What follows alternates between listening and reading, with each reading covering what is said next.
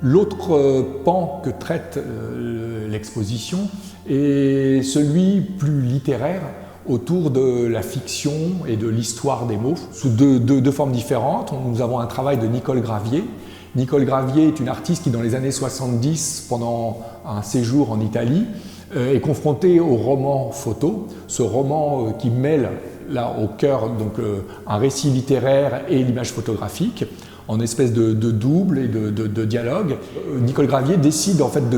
de se moquer gentiment un peu des figures archétypales des personnages représentés. Et donc c'est elle-même qui se met en scène dans ses photographies et en reprenant en italien des petites phrases, des textes qu'elle vient coller sur ces images et qui sont aussi insignifiantes parfois que l'image elle-même aussi désuète. Dans un travail très différent, on a bien sûr le travail que réalise Sophie Calle, dans une espèce de double manière de raconter une expérience à l'aube des années 80, où elle se fait embaucher dans un hôtel comme femme de chambre, et elle va investiguer ces chambres comme une scène de crime, et le récit de ce qu'elle a vu et de ce qu'elle en a ressenti, elle le raconte de deux manières, et par un texte et par image. Et dans un diptyque, elle confronte ces deux manières de raconter une même expérience. Dans les photographes écrivains, il y en a un célèbre qui est donc Hervé Guibert, puisqu'en fait il est à double titre, il a été critique de photographie, écrivain et bien sûr un formidable photographe. En fait, son travail qu'on a voulu présenter n'est pas forcément un travail qui intègre la typographie ou le texte, mais il a énormément photographié en fait ces tables de travail et où le texte, le livre et la photographie ou l'instrument pour écrire, la machine à écrire ou le stylo deviennent les acteurs de la photographie. Donc on trouvait aussi intéressant de montrer cette dimension-là de la représentation en fait, voilà, de l'outil et ou de l'espace de travail de l'écrivain que réalise magistralement Hervé Guibert avec souvent une poésie, une mise en abîme, puisque souvent il glisse dans ces images-là, souvent une image, donc une photographie, qui est une sorte d'autoportrait de ses préoccupations du moment. Sur un autre registre, là, vraiment de la littérature, le travail de Denis Roche, et il utilise en fait certaines de ses photographies, puisqu'il a une double activité, Denis Roche est écrivain, mais aussi photographe en général plutôt à ses heures de loisirs ou de vacances. Et parfois, il utilise certaines de ces photographies comme une nouvelle page blanche. C'est-à-dire qu'au lieu d'avoir la page blanche de l'écrivain neutre pour lancer un nouveau récit, il se sert d'une photographie qu'il des fois détourne en l'inversant, en brouillant son sens de lecture, mais en laissant une marge sur le papier photographique très large et qui lui permet d'écrire un texte en s'appuyant sur la photographie ou purement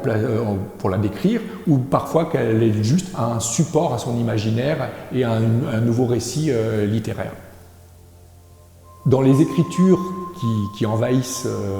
parfois la photographie, on voulait avoir aussi dans l'exposition un champ qui est celui d'une autre écriture que l'écriture latine, que l'on connaît bien, qui est celle en fait d'une autre écriture qui s'adresse au braille,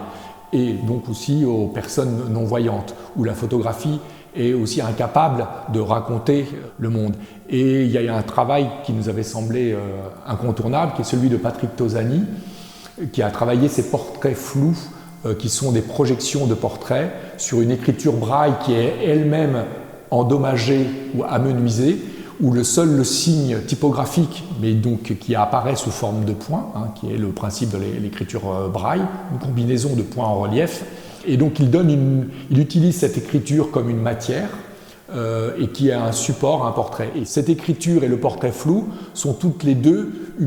quelque chose qui au bout du compte crée image, mais qui est une image qui n'arrive pas à dire ou à représenter ou à écrire ce qu'elle était censée représenter.